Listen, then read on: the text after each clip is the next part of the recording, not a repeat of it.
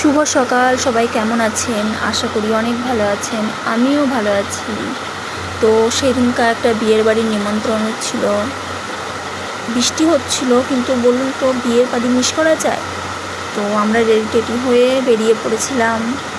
এই যে বিয়ের বাড়িতে চলেও আসলাম।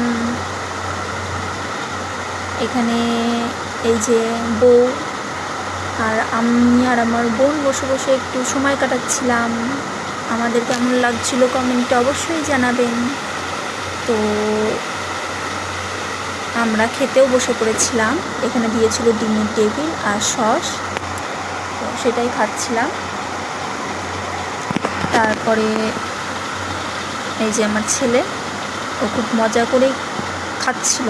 তো পাতে পড়ে গেছিলো ভাত, ডাল, আলু ভাজা, মানে আলু চিপস আর কি, তারপরে রাইস আর চিকেন আর ডিম, আর তারপরে পড়েছিল চাটনি, পাঁপড়, রসগোল্লা,